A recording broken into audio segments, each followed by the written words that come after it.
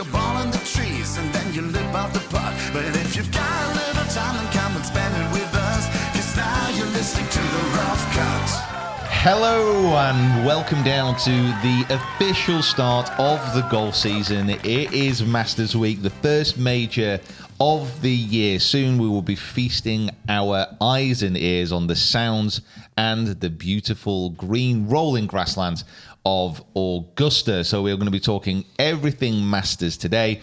We're going to be giving you the lowdown on what is happening at this year's first major of the year. And of course, we're doing our major picks, which are going to give you an insight into who is going to be winning the biggest tournaments in golf this year. But first of all, we just want to say a massive thank you to our long-term partners of the podcast at GolfCare. Now, GolfCare is golf insurance, and you need it. You need to make sure that you are covered when you go play golf. Not only so you protect yourself if a wayward shot careens offline and conks somebody in the head, reminder, please shout for, but also it kind of covers your golf equipment as well. It does. Now, I took stock of my bag actually just this morning, and I realized that there is a lot of stuff in there. There's a very expensive driver. There's a full set of irons. There's some fancy TaylorMade wedges. There's a nice little putter in there. There's also rangefinder. There's GPS watch I found in there. In fact, I think I found 2 GPS watches in my bag. But the joy of GolfCare is that it will cover up to £7,500 worth of equipment loss. So if it's stolen, lost, or damaged while you're playing golf, including traveling to and from the golf venue, now that's very important. Golf equipment includes clubs, balls, bags, trolleys. Your trolley. Mm-hmm. Amazing. Carts. Who owns their own cart? Absolutely no one. Your clothing, your GPS devices, your watch, and all that other stuff that you purchase to go and play golf is all covered by GolfCare. Yeah, for sure. And like one of the best things I love about it as well is their new for old cover as well, which is perfect because you go in and buy new clubs all the time. But if you take insurance policy out with them, they'll cover it for if you've had it for 3 years or less. Ooh. You can get it covered if it's lost, if it's stolen, if it's broken, whatever. It's perfect. And they'll do you a brand new one, which is excellent. Yeah, but you do have to have proof that you bought it. Right, got you. That is an important part. That is quite an important factor. Yeah. This is very much terms and conditions that you need to be aware of. Now, to celebrate the first major of the year, GolfCare are running an exclusive offer with the podcast audience. Now, they're not only offering 30% off specialized golf insurance, but they're also throwing in 6 free Titleist Pro V1s, 3 free Wilson balls, and 3 free rounds of golf worth £340 at selected courses across the UK. So you're going to get all your equipment covered, get your insurance in place, and some nice little bonuses on top. So to take advantage of this, make sure you head over to www.golfcare.co.uk/roughcut, and you can get access to this exclusive deal. Terms and conditions apply. Now, let's get into talking about this year's Masters, the 2026 Masters, which I believe is the 88th running of this tournament. Such a young tournament. It is. Like, once it establishes itself and gets some decent history behind it, I think it's going to be a real... People will take to it. A real one for the future. Yeah. Just on an aside, we went to the oldest bar in South Carolina when we were in Charleston the other day. Okay. Can you guess what year it was founded? It's the oldest in an entire state. South Carolina. Was it one of the original foundings? I think it was. So I'm going to go 1790. No, it's incorrect.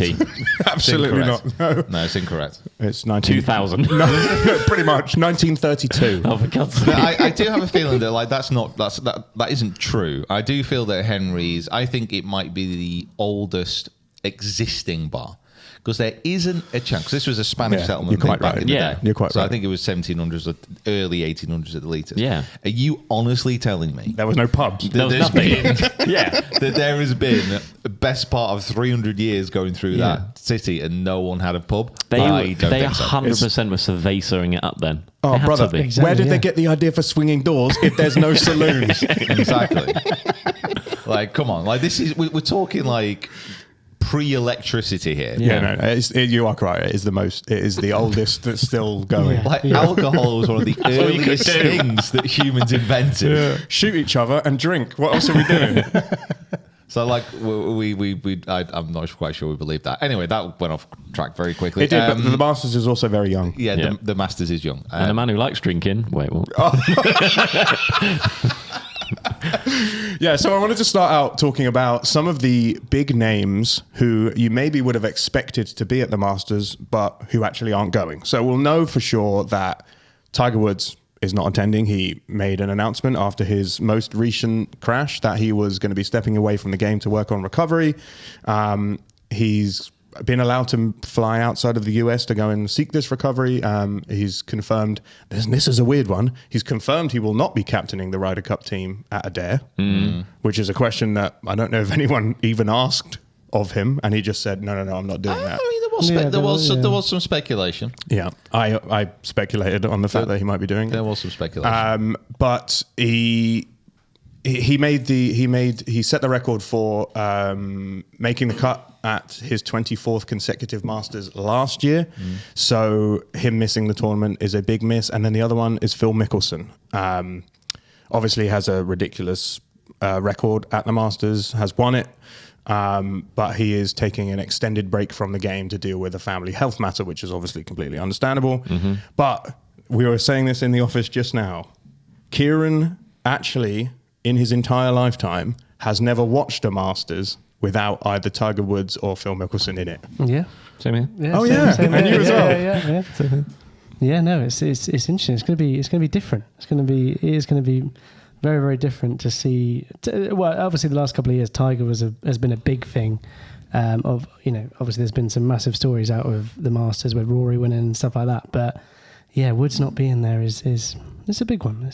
Yeah, I think it's just, I mean, not that they would be non-factors, because every time either Woods especially, but Mickelson at the Masters, because he just has such a great record, incredible history there. They do draw crowds. They certainly will draw kind of coverage. But like, are we actually saying that kind of Woods and Mickelson at this point would be competing for the Masters title? I'm not sure. Like Woods, from kind of what I've seen of him hit in recent years, still strikes the ball incredibly well. But walking up and down that golf course is not going to be the easiest thing for him to do. Yeah. Mickelson is obviously not played a lot this year, so I don't really know kind of what form he would have. So it's sad not to see them there, but also, golf, it moves on. And even though it's one of the greatest games in the world, because it allows players certainly that you grow up kind of watching and idolizing, if you make it through to the professional ranks, chances are you might still play against them. It's one of the best sports in the world for that. Yeah. But eventually, like, these players get older. They stop playing. And, we're at that point realistically where, especially with Woods, are we going to see him back there? I'm not sure. I think he's got maybe an open in him. I think when he goes back to St. Andrews next year, I think he'll probably try and get there for that. Yeah. But there's no guarantee because it's flat. You can manage that course. So yeah, it's sad, but it's not really made me upset. Does that make kind of sense? Yeah, it does. Yeah. I mean, it wasn't like we were expecting, these guys to necessarily compete. Not to say that, Mickelson and Woods haven't I suppose in recent Masters history not competed, given the fact that one of them's won it recently. But, even if Woods wasn't going to win, his sort of, the aura of him being at the Masters and being part of the tournament does definitely elevate it in a way that no other player really can do. But again, it's that kind of, what kind of Tiger Woods do you want to see?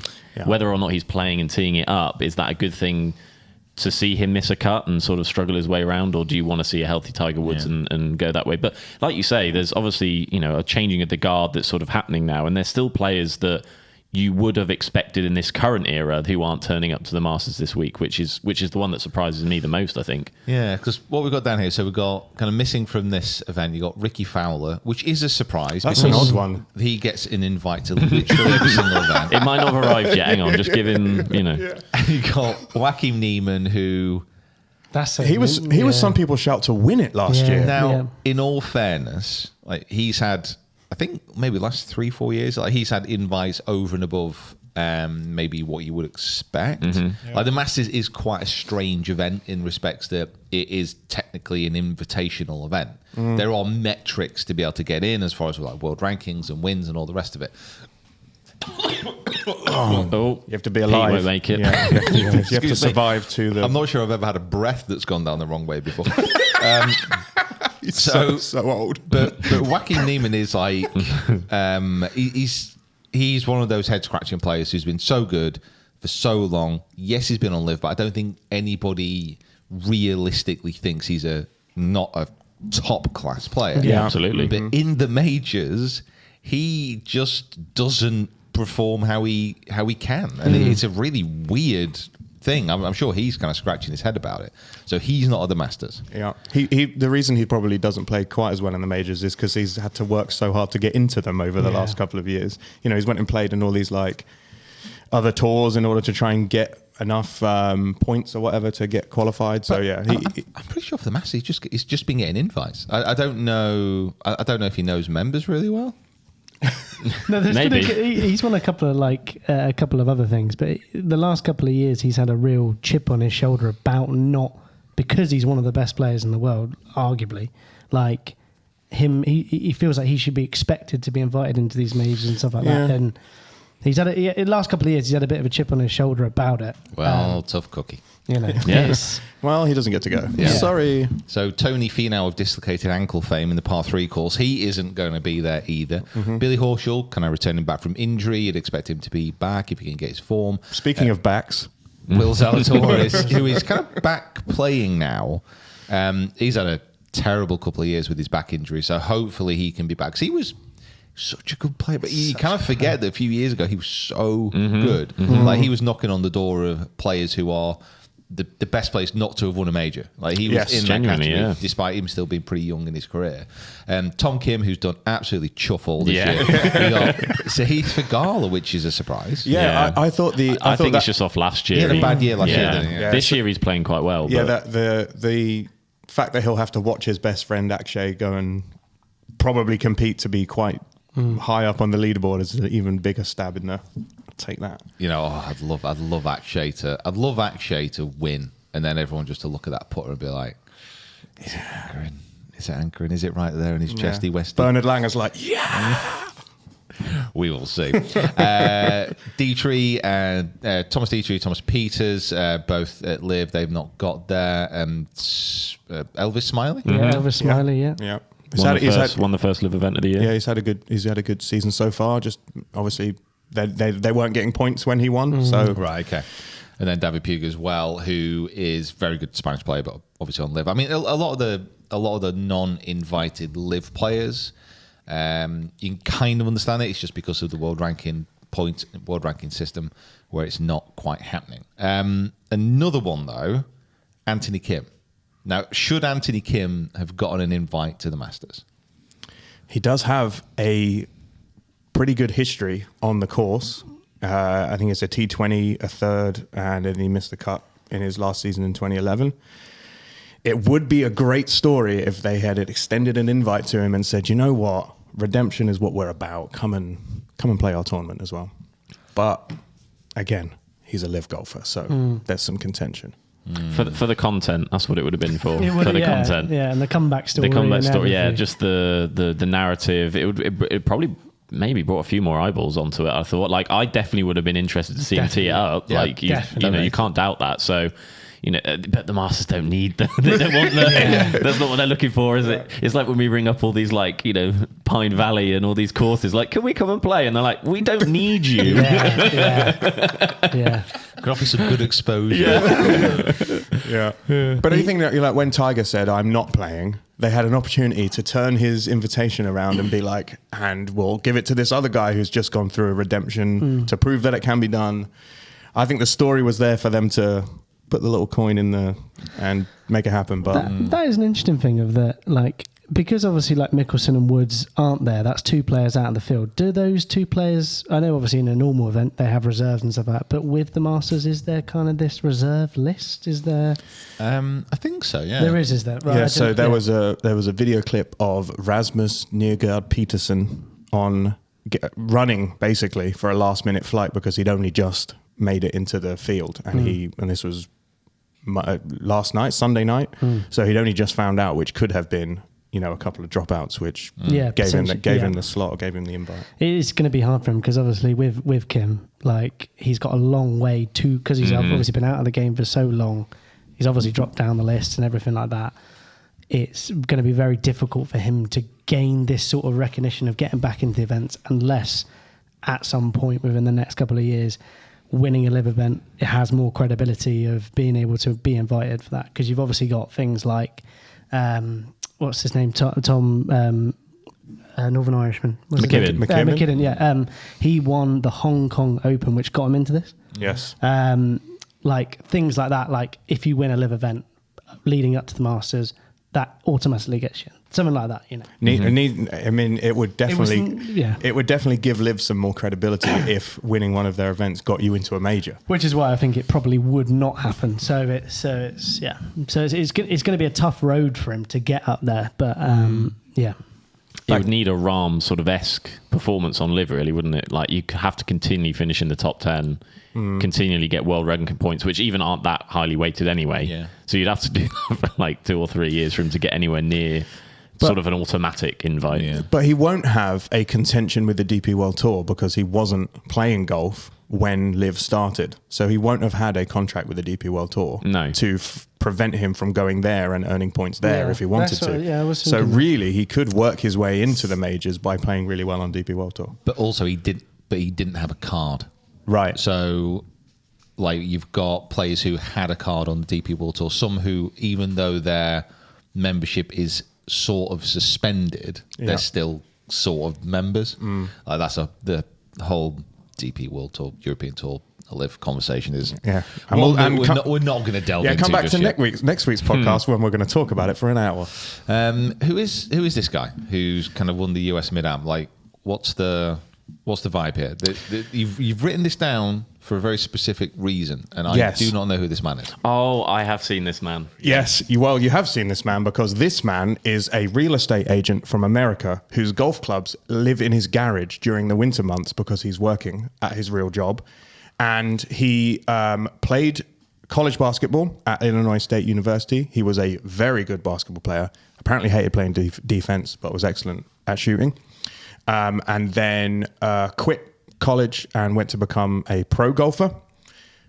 Played on a load of mini tours, made, like very minor money during the couple of years when he was doing that, and then took back his amateur status and then went and won the US Mid-Am, which this year around gets you an entry to the Masters.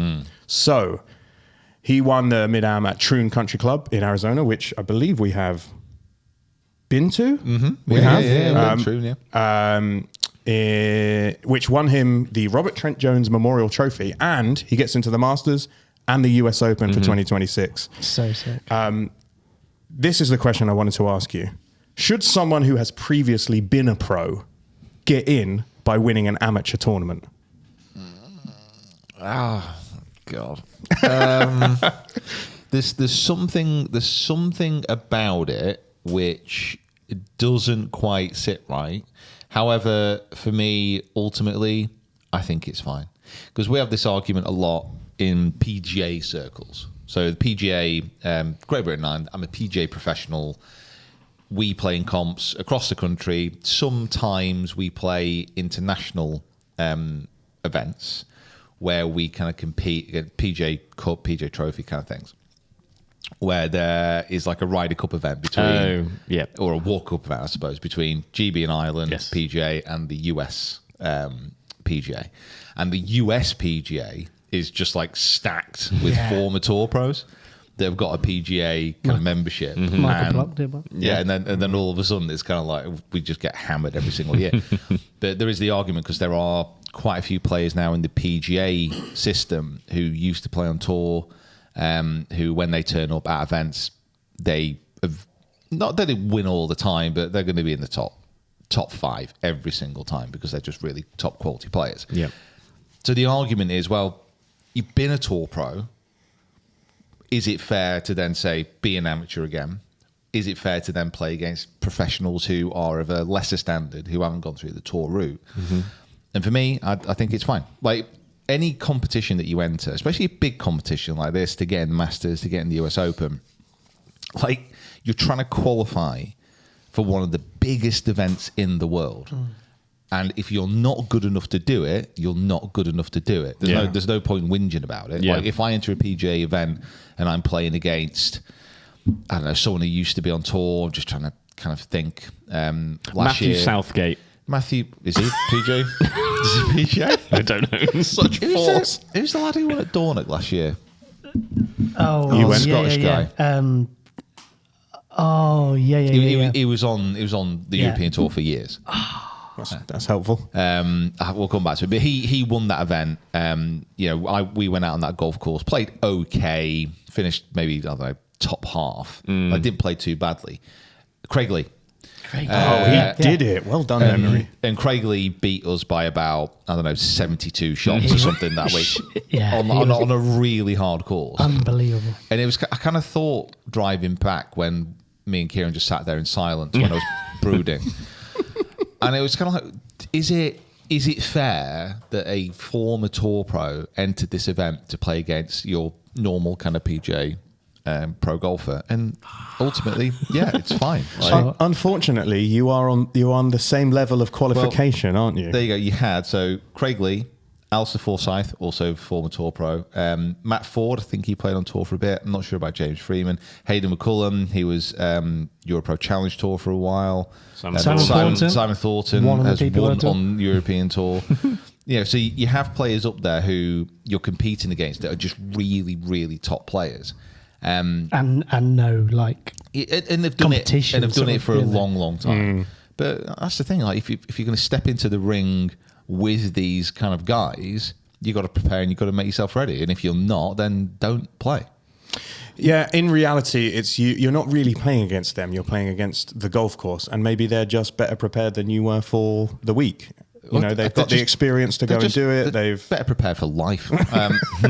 But this obviously, you could say that was a pro, kind of got his amateur status back, Brandon, and then has kind of triumphed over maybe some really young up and coming amateurs who really would have benefited from the opportunity to play in the Masters. But it doesn't bother me. It really, really doesn't bother me. Everyone's on a level playing field in golf, and if you're good enough to win, you're good enough to win. So.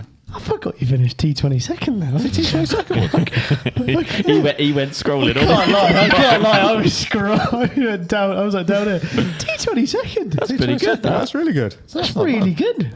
What did you shoot? Plus one. wow. No, sorry. Plus +5, I think. plus in the five. Plus one final. But yeah, you're +4 first round. end. Yeah. Well, there you go. That's pretty good. How good am I? Yeah, so Eh? Pete's playing in the Masters How and much- the US how much did I Open. win? £235. £235. Hey, that's the fuel and the sandwiches. Not the half. Not even that. Not for Dornoch. Not even that. Dornoch is miles away. Especially if you're filling up a tank now. Oh Yeah. my Oh, god. wow. That is Wow. that Yeah. is And if crazy. you're isn't it? diesel, holy moly. Oh yeah. Yeah, on the motorway on the way back from. That is. It's got to have a 2 in it Preston. now, isn't it? Honestly, It's the one motorway one said 001 point something, and I was like, oh, that's gone wrong. And then I realised that it had a 1 next to it, and I was like, sweet baby Jesus, that is the most expensive petrol I've ever seen. Yeah, There's one at 188 at Yeah, it was Chilton Morrison's. It was The 190, diesel. 190 at Asda yesterday in Shropshire that I saw. Oh my And I was like, wow. And I mean, Asda- I'm a fully electric, so Is that car, not me. Is that affecting? Is that gone up or is it not? I mean, no, because they don't It's- need to it's- get electricity through the Strait of Hormuz, do they, mate? it wouldn't surprise me if they use that for a reason. Though. Yeah. It's never stopped them before, Yeah, has it? to be fair, they'll just put it up. Be like, fuel has, in general has gone up. It's yeah.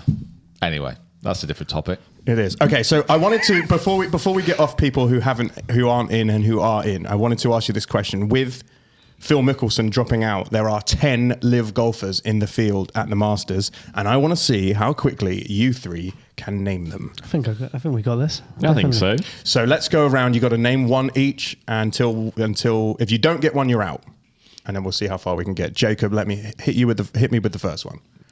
Bryson DeChambeau. Correct. John Rahm. Correct. Tom McKibben. Correct. Bottom of the list, but well done. Tyrrell Hatton. Correct. Wow. Sergio Garcia. Correct. Yeah. That was a good one, actually. Dustin Johnson. Correct. Patrick Reed. Oh, no, he's not in it anymore. He's not there anymore. He's not there anymore. Jacob's out. Oh. Kieran. Oh, no, we need him. That was hard. Is Carlos Ortiz in there? He is Yeah. correct. Peter Finch. We've got 1, 2, 3 left. Cam Smith. Oh, Correct. wow. Actually, now there's 3 left. Jacob, do you want to? I'm out. No, Do you know some more? Oh. We'll let you back in if you can get the former Masters winner who is also attending this year, who we haven't got yet. Yeah, I got him, yeah. No, Jacob was actually secretly delighted to be out. Yeah, well, yeah. No, if you got it, go for it. Charles Schwartz. Charles Schwartzel, yes. good. Correct. Now the two people you haven't named are both former Masters winners who are only attending because they already have a green jacket. Wow. Oh, Neither of them qualified, but both of them are going. oh my word. This feels like something we should know. It is something you should know.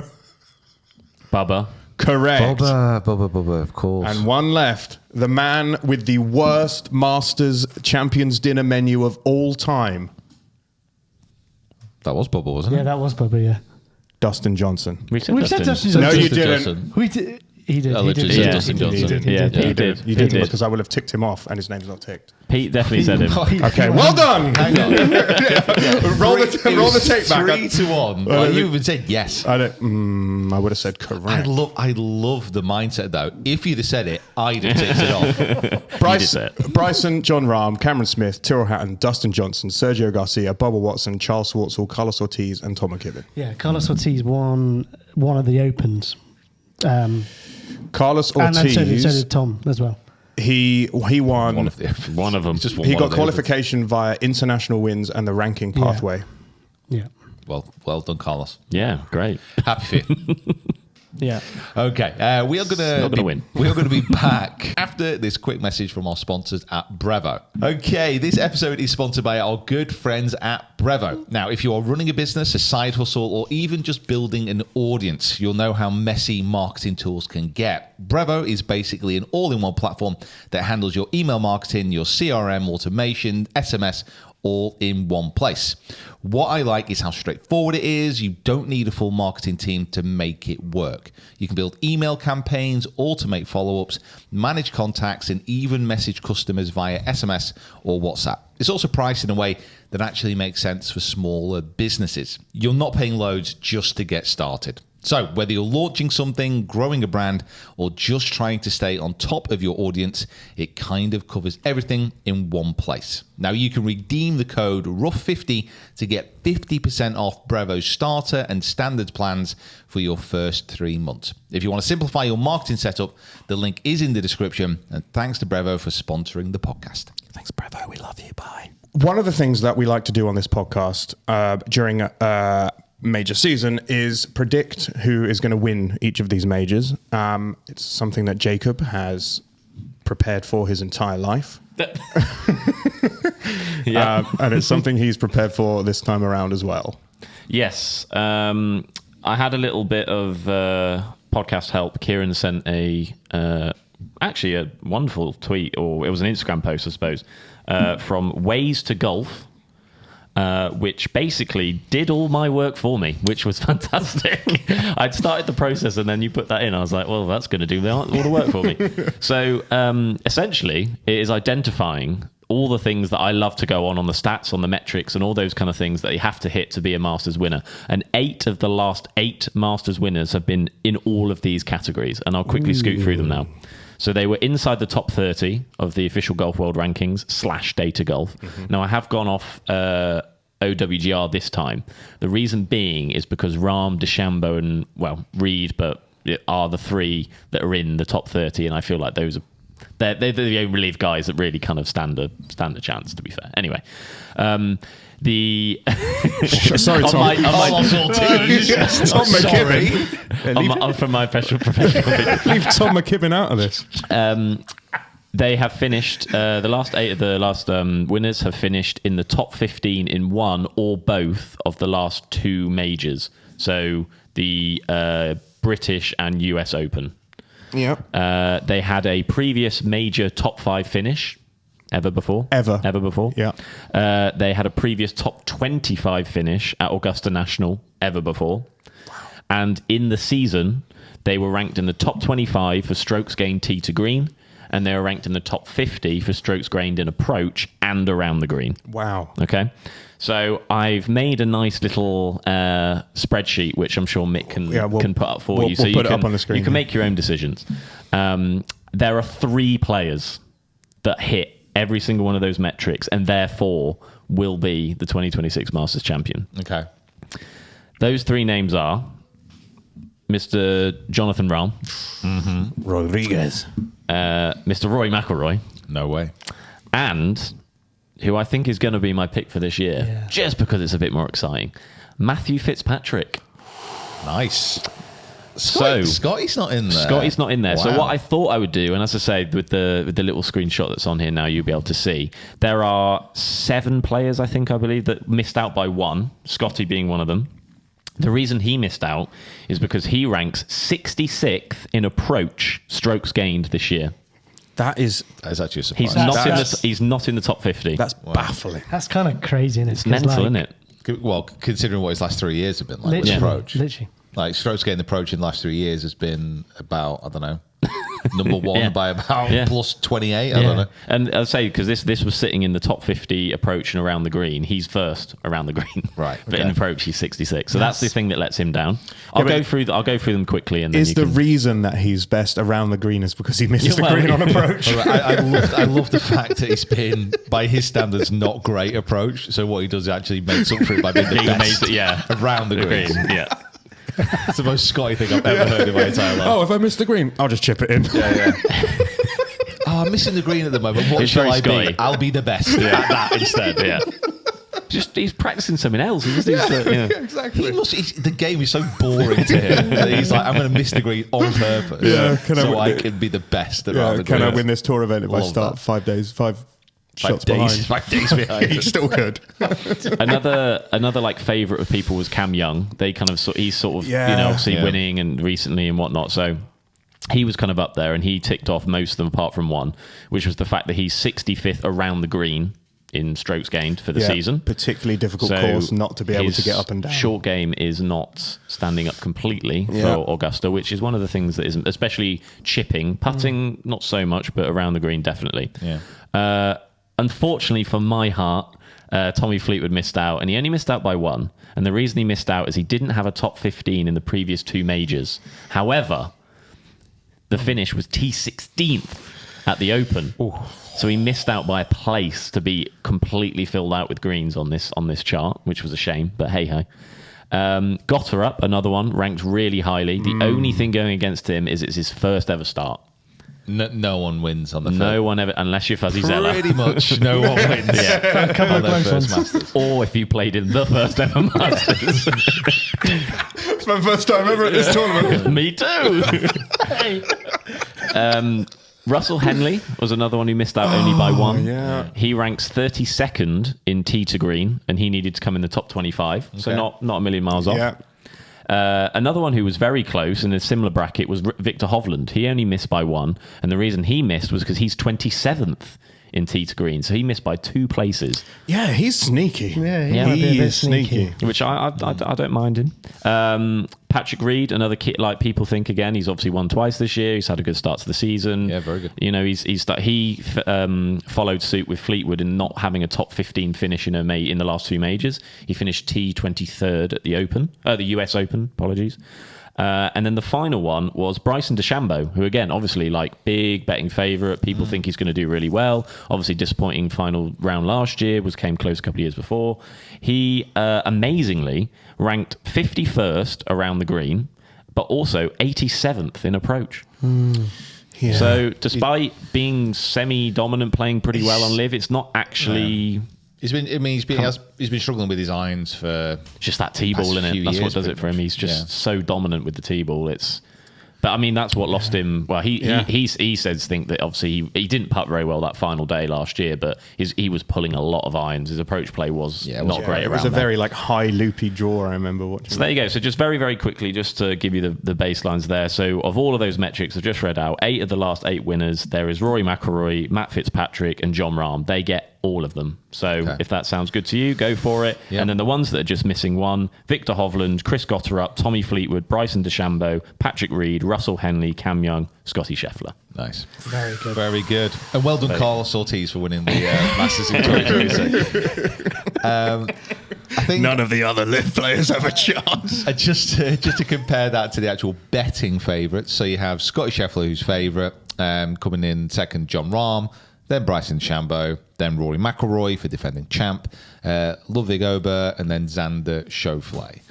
So it's the first major of the year is always an interesting one because you have the early season form, but in reality, the way that the PGA Tour season is kind of shaping up now, a lot of players don't play for a few weeks really before. I do have another good stat. Oh God, hit me. So this is where how you can take stats however you want it, really. But basically, I was reading something the other day that in the 40 years, I believe it is, since the beginning of the official Golf World Rankings, which I think Mick was 86. Yes, 86. 37 of the last 40 winners had played in either of the 2 weeks prior to the Masters. There's only 3 people that have ever won not playing 2 weeks out of Augusta.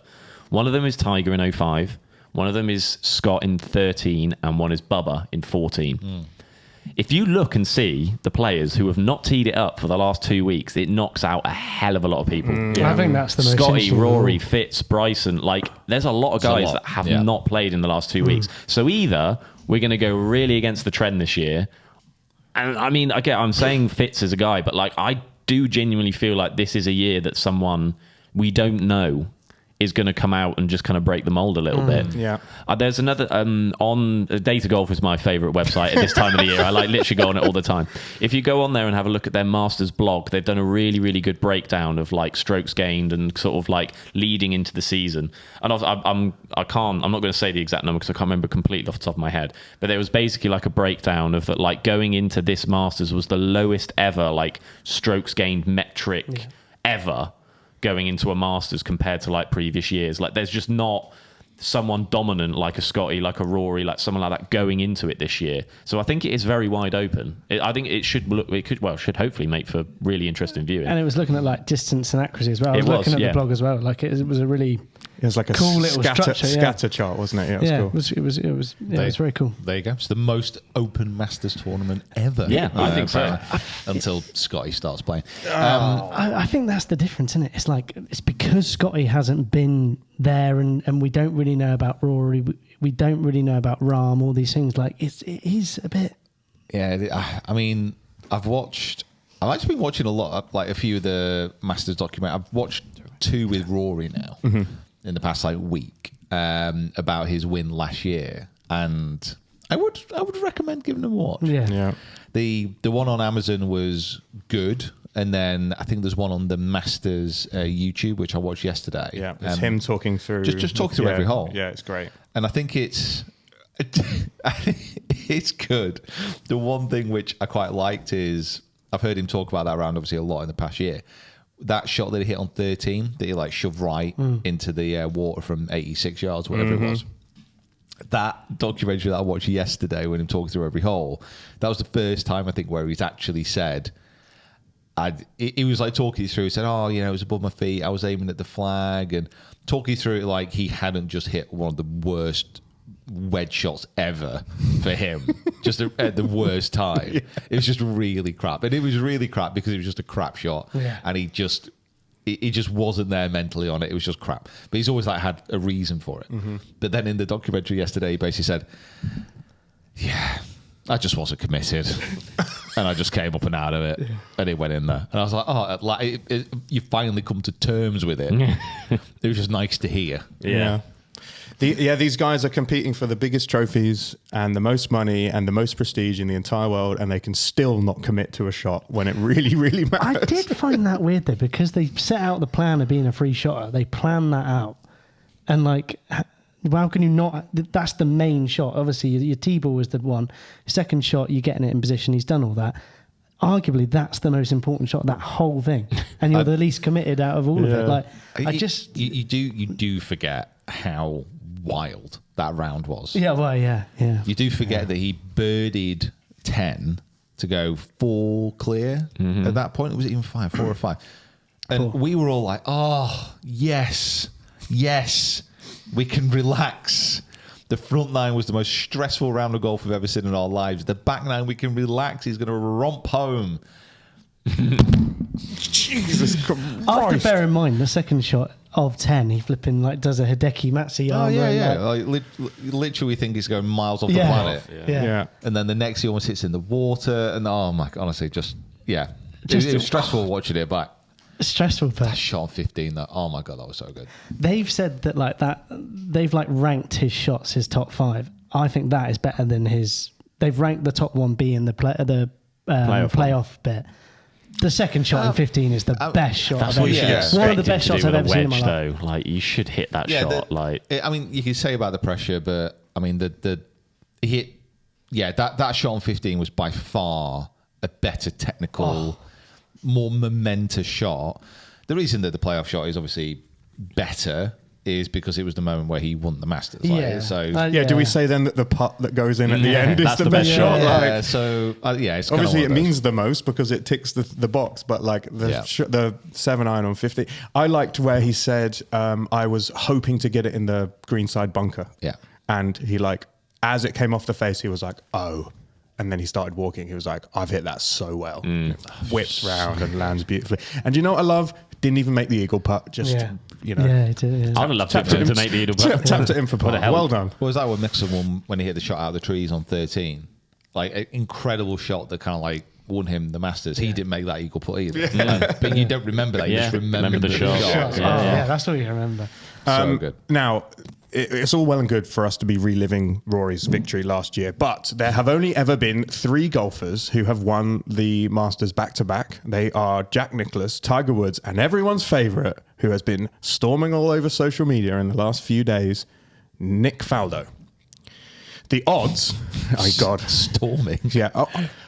I don't know if it's just me, or have I seen way more social content from Augusta this year than you have in the past? Just every single year, they just seem to just level it up. They are by far the best tournament for social content. They are incredible. I found out something about the Masters Social.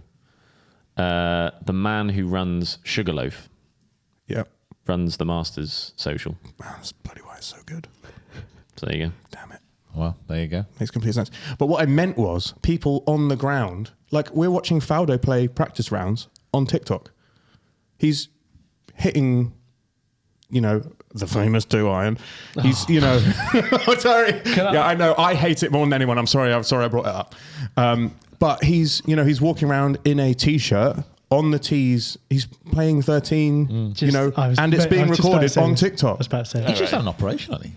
He had didn't he have a heart operation or something? Pretty big, so the fact that he's walking around the course is amazing, but I feel like I've seen like way more people who have filmed things on their phones. Like Matt Fitzpatrick's wife is out there making TikToks during practice rounds. Yeah. When did that become a thing? Yeah, it's just like Kieran said, every year it's leveled up. We all know. Well, I'm not sure we all know, but if you haven't already, download the Masters app. Best app, of course. Yeah, did mine. Best app in golf. It's the best social content in golf. I mean, when you compare, I think it kind of goes Masters, then the Open, and then probably US. The USPGA socials are not very good, and it's kind of, they do that weird thing where they don't make it available in every region, which is like come on.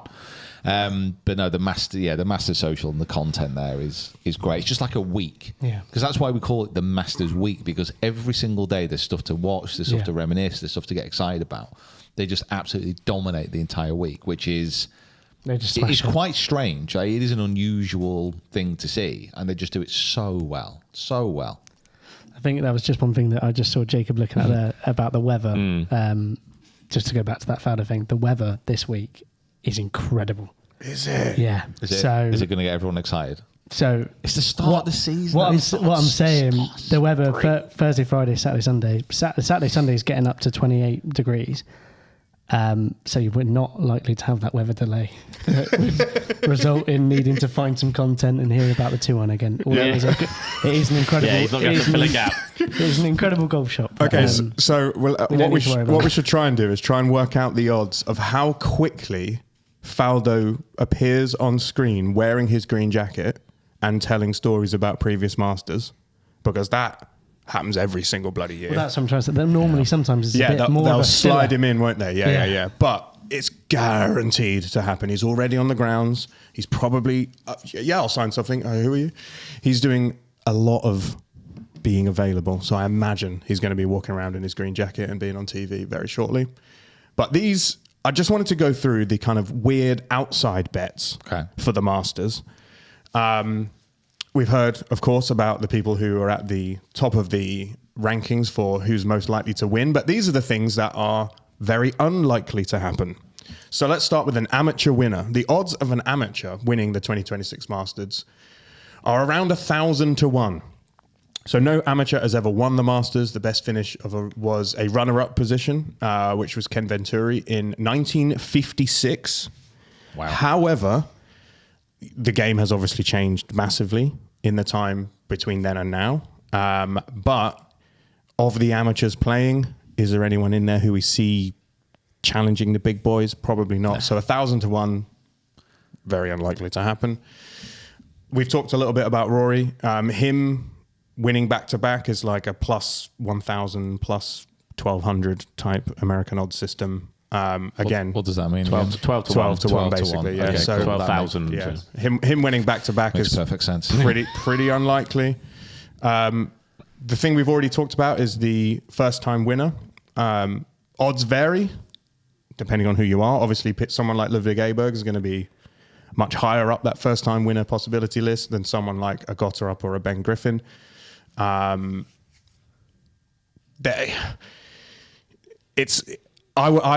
was going to bet on someone who'd never won it before, I would definitely go Oberg. Then, the Fitzpatrick is probably the next conversation to have. But this is the really interesting one I wanted to talk about. This is the course record. So at Augusta, there are 2 course records. One is held by Jeff Knox, which is a 61, which is on the figure. Legendary, because he is the guy who gets to go out when there's uneven numbers and mark the card of the guy playing in the final group, which is incredible.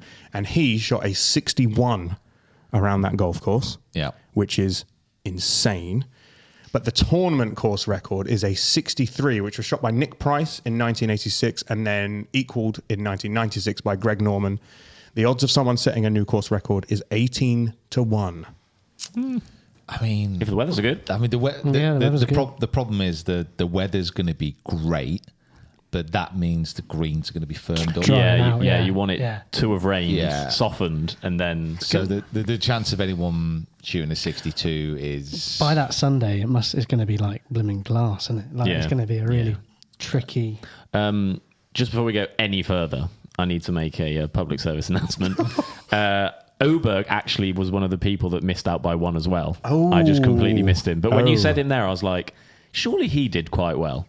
The only reason he missed out was because he didn't have a top 15 in a previous 2 major. He had T23 at the Open. Yeah. So just to add to the list, there's 8 now that only missed out by 1. Because Oberg, I was like, because I remember looking before and going, I really fancy him. He's been playing some decent golf as well. It's just that Sundays, isn't it? Yeah. He's just not getting over the line, which is the bit that's just making me, feel a bit sort of nervous. bit icky about it. Lastly, obviously, Valero, he struggled final day, struggled badly on the back 9 at the Players, but you could see it happening. Yeah. Have you seen what they have done with the Masters app on top of all of their beautiful content? They've added... Oh, okay.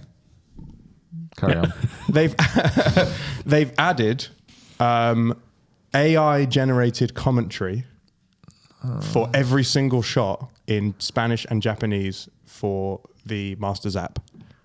So if you want to go, when you're watching it, Right. and you're just getting whack, whack and the ball landing in. That's great. On the English app. If you wanted now, you could also have Spanish and Japanese AI generated commentary on top. Amazing. Okay. All right. Isn't that cool? That's fine. That's fine. I just get a little bit worried when you have something which is so good, and obviously you need to keep evolving and keep improving, but it's so good. Like, you don't need to change too much of it. Yeah. Like, it needs to stop. don't take away Yeah, calm down. what is great. Okay, so how do you feel about this? They've also added data insights. Basically, they predict a player's hole score based on the lie and the historical wind patterns of that hole. So Right. someone will run up to the ball in a fairway and be like, "Oh, in a divot and into wind, this guy's screwed, bogey," and it will pop up in the thing like predicted score for this hole based on data insights, bogey. Right, so it's on data insights, not just a guy running out, Yeah, looking at the line. Yeah, I don't think I could get that out of there. Oh, don't like this one. Double. Yeah, so we were talking about how good their app is. It also, not only is it beautiful, and not only is it, excitement inducing, but it's also very technologically advanced this year, which is very, very cool.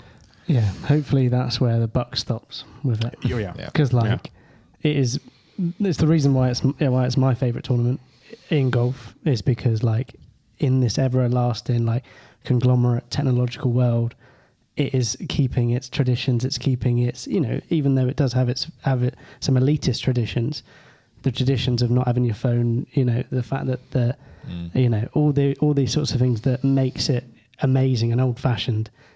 I really, really hope that they keep it, because it's one of the only tournaments, not only in golf but in all sport, that is keeping some sort of to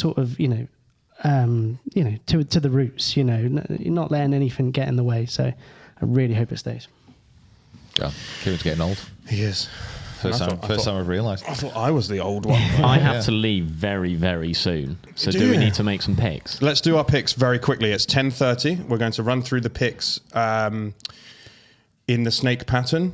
Okay. I'll write down who everyone goes for. Yep. And then we'll go and watch the Masters. Okay, just as a heads up, every year we do a major picks. Picks out. It's a draft system where we pick our 4 favourites to do the best in the men's majors in the coming year. Now, we get points awarded for where they finish in the majors, the 4 majors of the year. Now, what you want to be having is, at the end of the year, the fewest points. So if somebody picks Scotty Scheffler, for example, and he wins a major, he will get 1 point for that event. If you miss the cut, you get awarded the amount of players who have got through to the players who made players the cut. who made it through. So if there's a top 60 to get through, and your player misses the cut, they'll be awarded 60 points.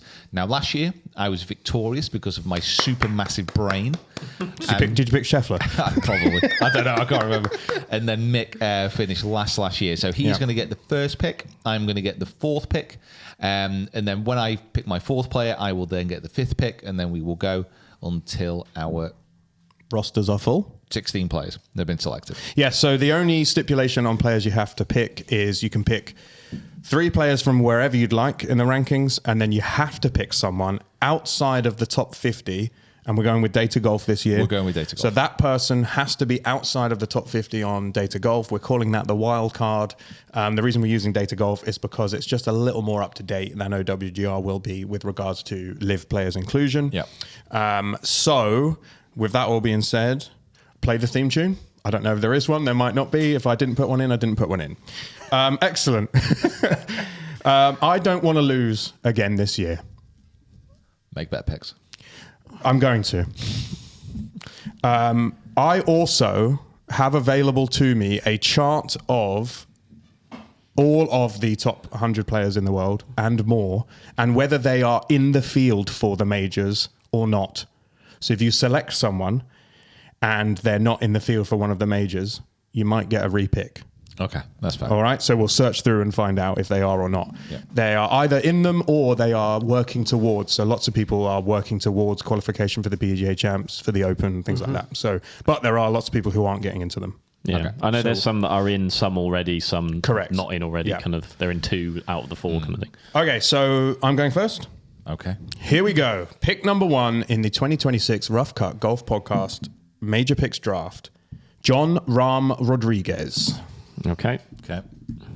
Solid. Not massively shocking, but I mean, the first 8 aren't really going to be that shocking. are true. they? He's 2 on Data Golf, and he is 30th on OWGR. Okay. Who's Jacob Broadbridge. Scotty Scheffler. No way. Yeah. It's mental. Yeah. Very good. Thank you very much. Any insight into him, or no? You're just going for him? He finishes highly in most things he plays in. Such good data. He is the number 1 ranked player in both OWGR and Data Golf. Yeah, he's good. Yeah, he golfs the ball real good. Apart from approach, struggles. Yeah. Kieran Mulhall. I guess I've got to take Rory. Yeah. I mean, it's going to be an interesting one this season. I think that he has the potential to either just absolutely blitz this year or just kind of be all right. I think it will be the blitz, but it's going to be an interesting one. I have a really weird. I don't know how well he's going to. I think it's just this week. Yeah, you're not really yeah. sure with the back. And, He's obviously the whole season. I think I think he'll be fine. really, yeah. He's one of those players whose ranking on OWGR and ranking on Data Golf are very similar. He is 3 on Data Golf and 2 on OWGR. Is John Rahm too? John Rahm is 2 and 30. Yes. Yeah. Peter Finch. Now we're snaking back. You're going to get 2 picks here, Peter Finch. Okay. So my first pick is going to be Bryson DeChambeau. So I'm going to go for, first of all, a heavy hitter. Literally. And then you're snaking back, so you're getting a second pick here also. And then, of course, I'm going with fairway Jesus, Tommy Fleetwood. Oh, no! You Bastard. bleep. Tommy Fleetwood is also very close with regards to OWGR and Data Golf. He's 5 on Data Golf and he's 4 on OWGR, so Yeah. he's actually higher than he would have been the other way around. Because the thing is, it's a bit tricky this, because you have to pick who you think is going to obviously have a chance of winning. More important is you have to pick the players that are more than likely going to make the cut. That is more important than actually winning, because then you'll avoid most of the huge points. Yep. So, yeah, Tommy and Bryson. Come on. Yeah, avoiding huge points is something I didn't do very well last year. At 2 of the majors, all 4 of my players missed the cut. It was So avoid quite that something. at all costs. Yeah, it was quite something. Kieran Mulhall, pick number 2. Back up the snake. Yeah. I've picked him every single year. Xander Schauffele. Pretty consistent.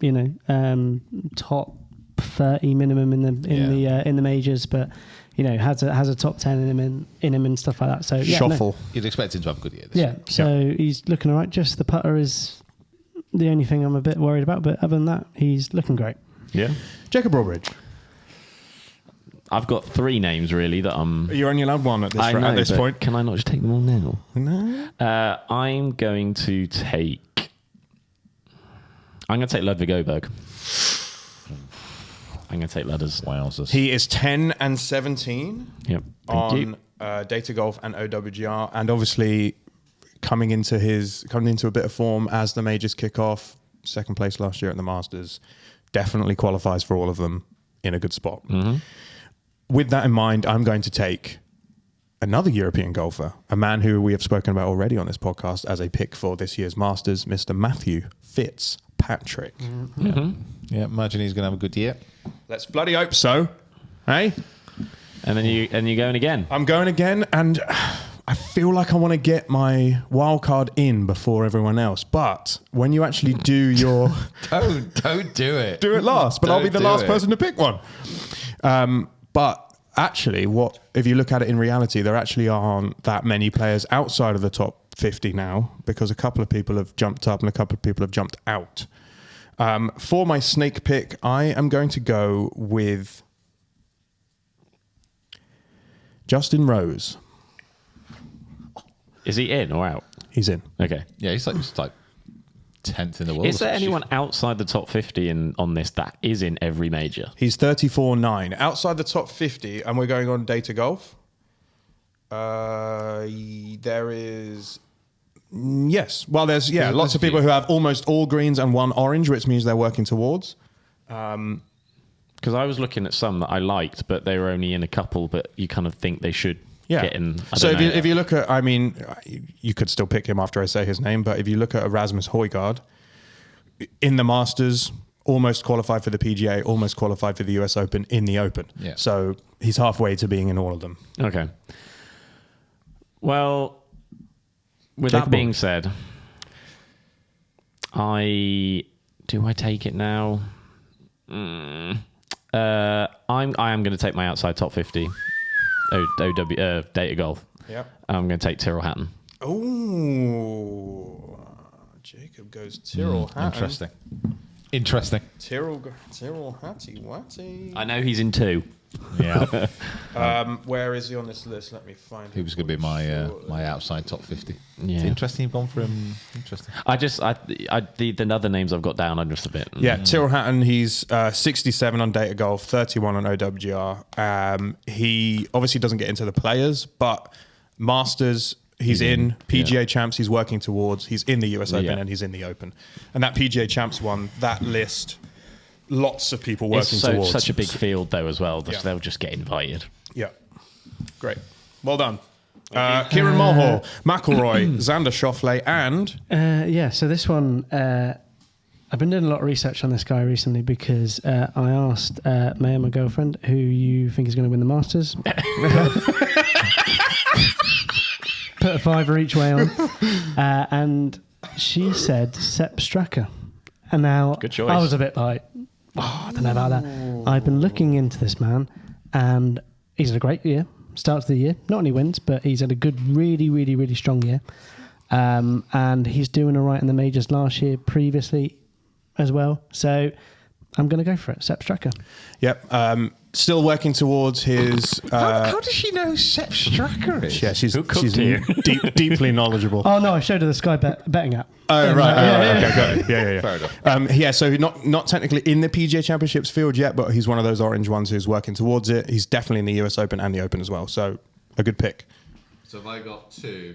You will have 2, yes. Yeah, these are your last 2 as well. So you'll need one outside in these 2 picks here. Peter Finch. Rounding out his squad for the 2026 Rough Cut Draft Picks Majors. So am I the only person who's like got a top 10, top 50 pick left now? No. Only Jacob has had his top 50 pick. Yeah. Sepp Straka's in. Justin Rose is in. Tyrrell Hatton's out. So Tyrrell Hatton is the only one. You need to top 50 and someone else. Yeah. Or outside top 50 and someone else. Yeah. So the 2 people I have in my mind, we have Cameron Young and we have Hideki. Cameron Young, 7 and 3, Data Golf and OWGR, and Hideki Matsuyama, 12 and 14, Data Golf and OWGR. Hideki is just so consistent. But Cameron Young's had a great start to the year, but his lack of muscles which produce a smile are going to sway for me. I'm going to go for Hideki. Matsuyama, very good. And you will now require to pick a player outside of the top 50 on Data Golf. Okay. I've got a few names. Should I say them all to give clues away? I don't think so. Are we allowed to see anything of that top 50? Just the top 100, like. Why that's in you there? cut me off, Kieran? No, Sorry, you should have sorry. picked beforehand. Sorry, Okay, I'm just sorry. Sorry. Okay. This is, if you want to see it, this is what I'm looking at. This is the list here. I'm starting from Rasmus Højgaard. He's 51.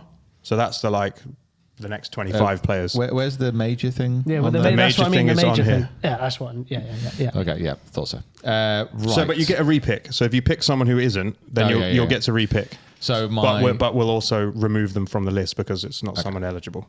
So my outside the top 50, I'm going to go for the longest player in the game, Marco Penge. Marco Penge. Good choice. Yeah. How many is he in? I think Marco he's Penge definitely in the first 2. Currently is in all of them. He hasn't qualified for the PGA Champs yet, but obviously lots Because of of people world have. rankings, I guess he's in the top 50. So right. Lots of people That's have a good it. pick. So he's currently 73 and 37 on Data Golf and OWGR. I am pretty happy with my team there. So let's just run through Peter's team: DeChambeau, Fleetwood, Matsuyama, and Penge. That's good. Kieran Mulhall. That's good. It's actually too good. Sorry to be the bearer. What are we going off here? Oh, official world golf or data? Data Oh, golf. sorry. Yeah. Sorry. Yeah. Sorry. Your box. Get back in your box. Open up the box. Get in it. Get back in that box. Oh, no. Good Lord. Did you think he was inside? He was 37, isn't he? He's 37, yeah. Yeah. Sorry, I've been looking at... So have you picked someone who's... No, you haven't yet. they're all good. It's your pick now, I just Kieran. need to check this guy. Where am I seeing standings for? Who is it? And I'll tell you. It's Rasmus Nergaard Peterson. Yes, far enough down that I think you will be able to get him. Yes, he is currently 112. Yeah, so what's he kind of... He is not eligible for the US Open. Yet. Yeah, but he's in the rest. He's in the rest. Yeah, I'm going to go for him. I really, really like this guy. And I think that he's got the ability to go low. I think that he's got a great game. I think that he's going to do really well this week as a bit of a rookie. And I think that he's going to... Yeah, I think he's going to play well this week. Let's bloody hope so. So, yeah, I really, really like this guy. So, and I think that he's going to have a really good Open and US Open if he gets into it this year. So what I have been pretty shocked by here. Yeah, I'm also shocked. And I don't know what Jacob's going to pick. If we go a bit further down, we might find I him. mean, I'm not going to pick No, it. he's actually above. It's going to be Brooks Koepka. Yeah, Yeah. You've not picked Brooks I for know, the first for the time first ever. Yeah. Oh my God, the love affair's over. In the USPGA as a winner. He's in all four. He's in all four already. He's in all Oh four. yeah, he's You've in all got four for the Brooks, next couple of years. and you've ditched him for Nergaard Nergaard Peterson. I can't believe the team is set. You can't go back. Can I go back? Team is set. Oh no, come on, no, Brooks. No, team is set. Honestly, Where Brooks, is he? Brooks. Go on, Brooks, Jacob, pick him. Brooks Pick him. is gonna No, I can't. do really well in this. He has played actually sneaky. Yeah, he missed 111 and 169, Then- and he's confirmed for all the majors. Yeah. And he's not been picked. He has not been And he's picked not by been picked. Kieran. Wow. Missed. There we go. He was like my 1B if it happened when. He's missed the cut. He missed the cut at the not last week, the week before. Valera. That was the children's. The children's. He missed the cut of that, Open but he got Texas he got a top 15 in the players. He's had some really good form. I think that he is going to do really well in this Masters. All right, Jacob, round us out for yours, mate. I'm going to cross all my little fingers and all my little toes and anything else that can be crossed at the same time and hope and pray that Colin Morikawa is fit this week Okay. and continues to play well this year. That's a risky one. That's a risk for someone who's pulled out of 2 tournaments back to back with a back injury. It is, a but risky- if he plays as well as he can, Is this going to be Zalatoris Gate 2.0? it could be. It could be. It's risky. It is very risky. It was between him and Hovland. I love Victor Hovland, but I just can't. He's not showing me enough to be consistent throughout the year for me to worry about. I know it's a risk, but it's a risk I'm willing to take. Big risk. It's a little bit of a risk, that one, isn't it? Right, I'm actually going to run because I need to. Okay, love you, Jacob. I'm going to pick Aaron Rye. Good choice. Nice. Solid. We love Aaron Rye. I've got a completely European team. Jacob has gone. The podcast is over. Congratulations, Aaron Rye, on winning the Masters. That's pretty exciting. Aaron Wright. run- So wait, is Aaron Wright? I really don't want to sound too confident here, but I actually think I might destroy you all. You've got Scheffler. No, I don't. No, you've No, I got don't- DeChambeau, I- Fleetwood, Matsuyama, and I Penge. don't think that. No, I don't know. I don't know if you're going to do as well as you I don't think. you. I honestly think I'm going to do better. Okay, the major picks for this year, who we think are going to perform the best in the majors. We're going to keep the score going throughout the year. We have on mixed team, John Rahm, Matt Fitzpatrick, Justin Rose, and Aaron Rye. A strong squad. Jacob, we have Scotty Scheffler, not a bad player, Ludwig Oberg, Tyrrell Hatton, Colin Morikawa. Kieran's team, we have Rory McIlroy, Xander Schauffele, Sepp Straka, and Nergaard Peterson. No Brooks Koepka because he now hates him. On my team, the triumphant squad, we have Bryson DeChambeau, Tommy Fleetwood, Hideki Matsuyama, and Marco Penge. The fact that these boys think they could even compete with that is an absolute joke. Congratulations, Team Pete. It's gonna be gonna be interesting. Penge is one. I think that he has Yeah. potential Do you think he's a good US? Like, and we're talking about a year long here, not just the Masters. So- is he a good? To be honest, like the only one I'm slightly concerned about with him is the Masters. But Penge. Yeah. Because he's so fresh. so fresh and clean. But the strength that he has is he's long. Like USPGA, US Open, the Open. Like he could just batter his way around a lot of these courses. Yeah. However, I did see a stat about the Masters. I also read that Data Golf breakdown about the Masters being overpowered or target golf orientated. Driver accuracy, yeah. Driver versus accuracy. And they said that in the last 5 years, there has been a major shift from players trying to overpower the golf course in order to be successful to players trying to be as accurate as possible to try and be as successful. And it has actually flipped the trend of who wins the tournament. Not the person who hits it the furthest, not the person with the most club head speed, not the person who outdrives everyone else, who hits shorter irons into every hole, but in fact, the person who hits the most fairways, the person who hits the best part of the green, the person who doesn't make mistakes when it comes to approach. So, which is why I've gone for the people that I've gone for, because Aaron Wright is a machine at hitting fairways. I think that it's interesting because, like, you kind of look at the big hitters, like you look at like a Bryson, you look at that final round and just how he played last year. Way more positional than just hit driver, get it up there and see what happened. He's strategically putting his way around. So if he's doing it, and he's one of the longest on tour, I think I understand. I think they're good teams. I think they're all good teams. Mine's the best. Okay. Any other business about the Masters? Anything else that you want to chat about? I don't think so. I want to chat about the fact that the gnomes are going to be taken off. Yeah, the Masters. is that how is that allowed? Surely they're like part of the fabric of the tournament now. I don't know why. Like, why would you take them away? They're It's like, oh, by the way, we're not doing pimento cheese sandwiches anymore. fine. What? no, that's the wrong person to talk Absolutely to. fine. They're rank. Do you hate pimento cheese sandwiches? I don't like the ones at the Masters. No, you know what? In all fairness, it was just that they were a disappointment from what I was expecting. First Masters, get a pimento cheese sandwich. It's going to be amazing. And those first few mouthfuls were like, I don't like it, but I didn't want to like spit it out. So yeah, I powered my way through. And I think I had another one as well, like a little bit later in the week, just to test, and it just wasn't hitting the mark for me. Now the barbecue chicken or the barbecue pork and the just a standard egg salad sandwiches there, elite. IPAs, elite, and all reasonably priced. Peach ice cream. Oh yeah, so that's the other thing is that if you were going to go to another major, you would expect to pay at least £8 for a beer.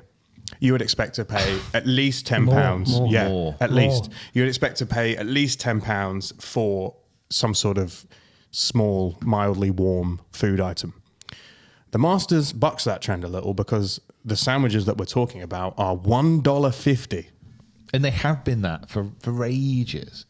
It's just, I don't know, it's nice to see that in an age, which is a bit of a dramatic way to say it, It is a little, but where generally if you go and watch a sporting event, and golf is one example of many within this field, you will get gouged.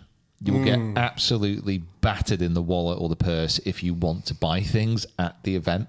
I think was it $15? I think maybe for a beer at the PGA Championship last year. Yeah. And when you go to the Open, you're going to be pushing just under a tenner for a pint, and get your fish and chips, which look like they've just been dragged out of the North Sea about 2 weeks ago and just battered to death with batter. And it's like, it's depressing. It's not great, but at least the Masters is still that bastion of sensible prices, apart from the actual ticket resale stuff. Yeah, this is probably not ideal, is it? So I actually read a story. So if you have ever tried to apply for tickets for the Masters, it's a whole process of like going through a ballot. You got to register your interest. Once you're on the system, it's easy to get tickets again. But the cost it's expensive. Once you get inside, it's not so expensive. However, to get your actual tickets is really difficult. Now, what happens in all sporting events is people get the tickets, then they try and resale. Now, the Masters clamp down on this really harshly. And I saw a picture, a post of a guy the other day who'd got his tickets, was taking the family, booked all the flights, booked all the hotels, then got contacted by the Masters to say you've had your tickets struck off because you've been found to be reselling them. And he's done this whole post about he hasn't, but he's just been identified. So they've struck his tickets. He's not got them. And he's had to go through this appeals process. And I don't know if he would have got it back. But the resale of the tickets is wild. But also it's like, so secondary markets apparently have hit all-time high. 4-day badges, so tournament days, reportedly listed for over 25 grand. Now, this is part of the crackdown by the tournament committee on badge hosting sites and a public reminder about their strict no cell phone and no resale policies, which remain the most rigid in professional sports, which is a very weird, but also I think overall very good thing. 25 grand for 4 days at the Masters. Yeah. It's I can kind of understand it being more expensive than a normal sport event. Like I don't hate the fact that it's exclusive and it's hard to get tickets to, and you know it becomes a once in a lifetime experience for most people who manage to find themselves a way into the tournament. I get that, and I love that about the Masters. But what I don't like is people profiting off of the fact that other people want to experience this once in a lifetime experience and maybe don't have the same access that they do. It's just Like It's like all that with any tickets, though, isn't it? Yes, Like, for you know, concerts Champions and- League final, yeah. concerts, you know, like once in a lifetime things like that will have a massive there's a resale market for it, and they charge extortionate amounts of money. It just shouldn't happen. Yeah. I don't know how, and I don't know if this has ever been done or not, because around big events like concerts and all the rest of it, you do get these kind of prices quoted. It comes out in the press. I wonder how many people have actually paid that, because I know people in the world have a lot of money, but 25 grand, is it that? I don't know if it's just me, and I don't know if I'm just going a bit mad, but 25 grand is still an absolute ton of money, isn't it? I'm not just... Excellent. Yep. It is. Of course it is. I'm not just losing my mind here. But it is. But you have to realise that for some people it isn't, and that really is. But it's 25 grand. No, I know. It's 25 grand to watch golf. Yeah. Like, you're not even playing. Yeah. Like, if it's 25 grand and you're like, oh, by the way, after the last group's gone in, you can hop on the back of the field and have a little knock. Yeah. Yeah, I think that costs a lot more than 25 grand. That might be understandable. 25 grand. What you're getting for your money does not, obviously the tournament's massive, but it is not worth that much money. Nothing's worth that much money, though. Absolutely not. But the price will go up to whatever people are willing to pay for it. And if people are willing to not join the ballot, not have to do any of the hard work of like organizing themselves to be in the right place at the right time, to click the right buttons, to do the applications.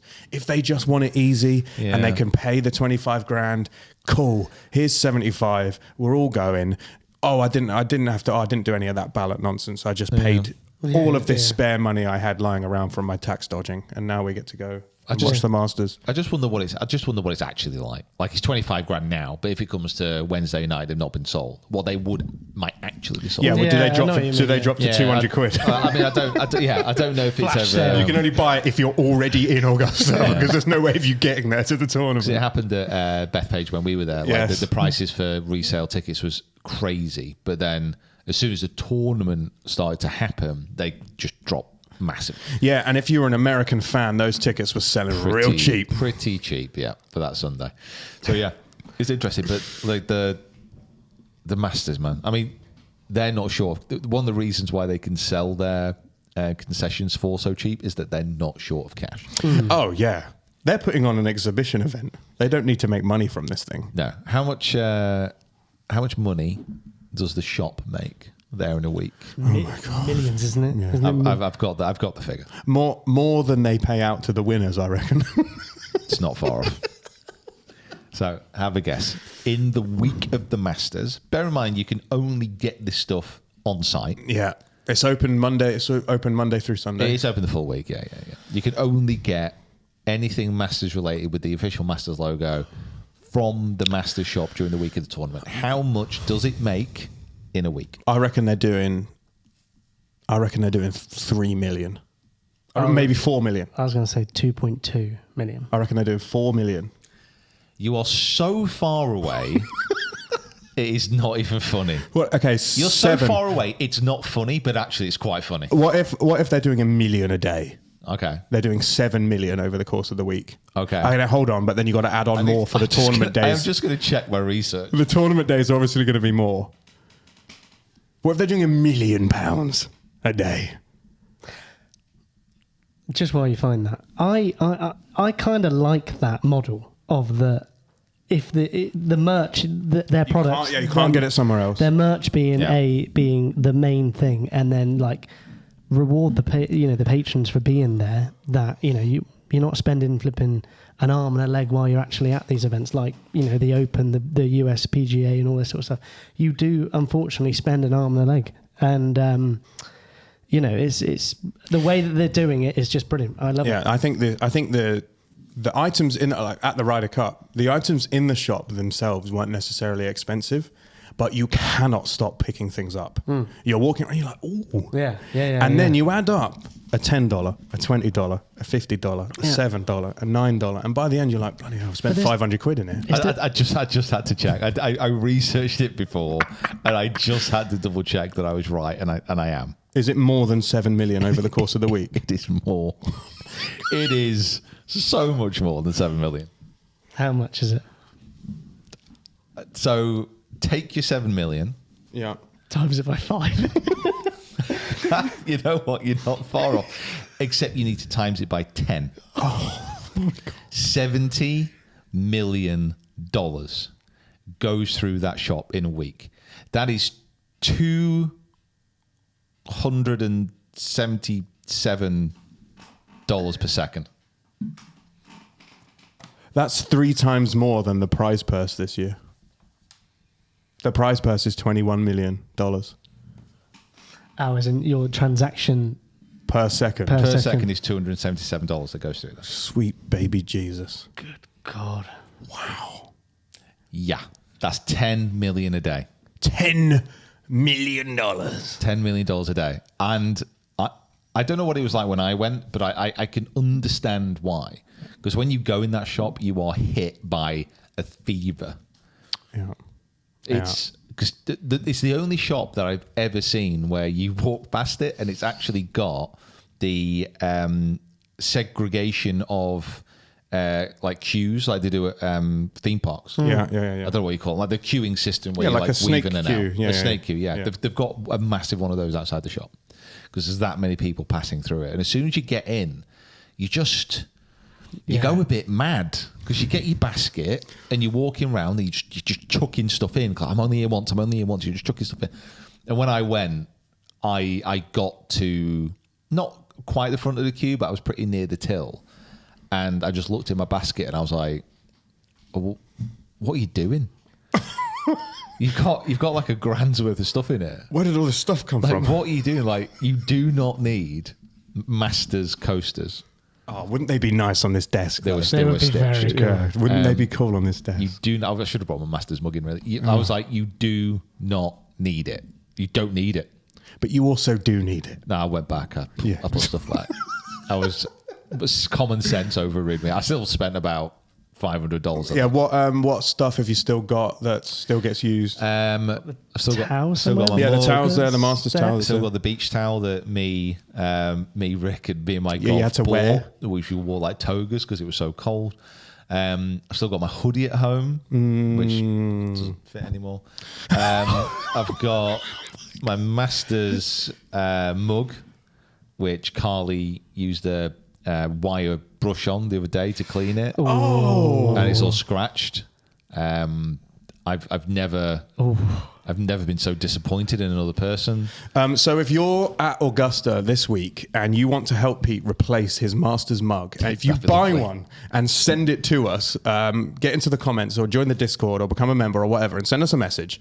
And if you can replace Peter's Masters mug, we'll find some way to make it worth your while. To get a mug back to the UK and send it to us, Yeah. we'll find a way to make it worth I your was, while. I was good. It was just a beautiful yellow mug. It's now like, it just looks like it's been chucked down the road. Oh, no. Yeah, it's devastating. And then I smashed my other favourite mug, like from the Open. I think it was the St Andrews Open the other day, which I just like, I opened the cupboard, like grabbed it. It was early in the morning and it just dropped and it bounced and it shattered.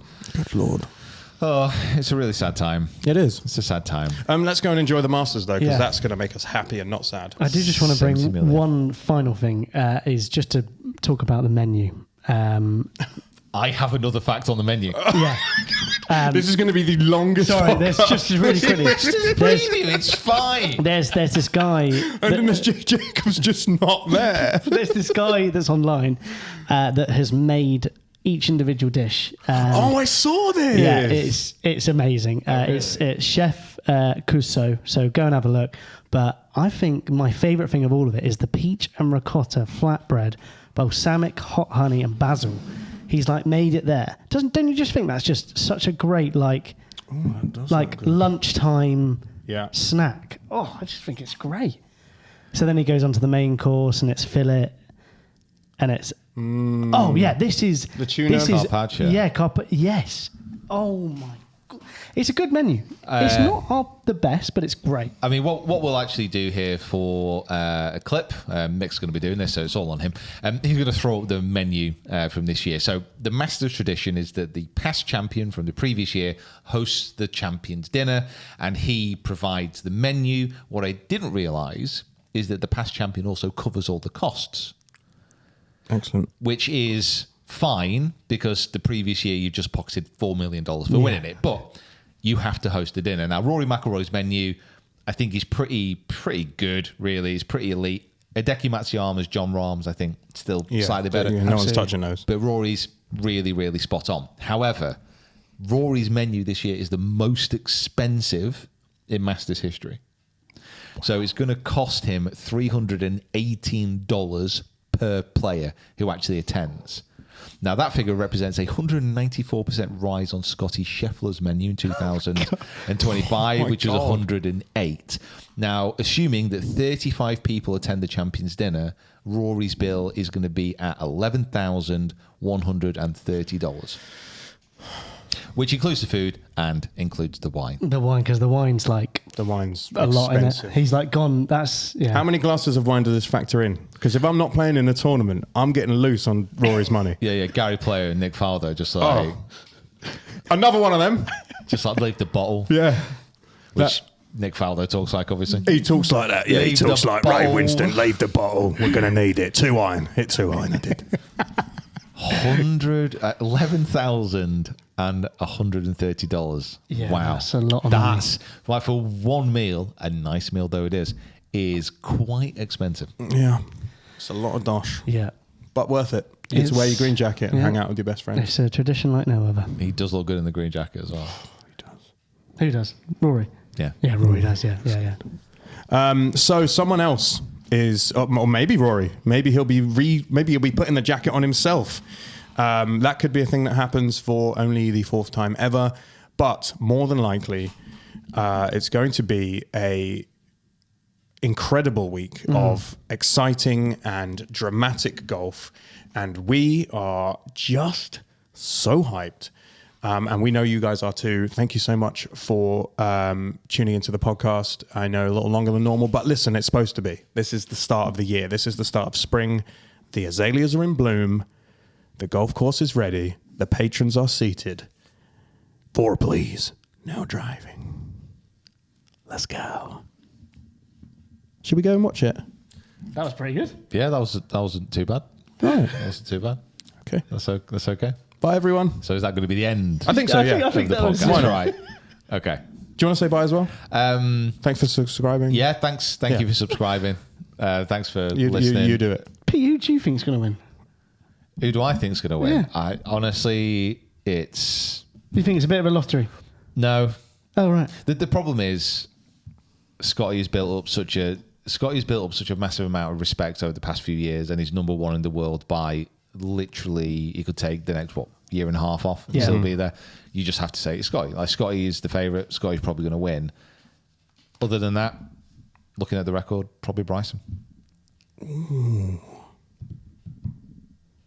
Other than that, there's probably about 20 other players that we can go through again. So let's start, guys. Thanks for watching. We'll see you next time. Bye, everyone. Bye.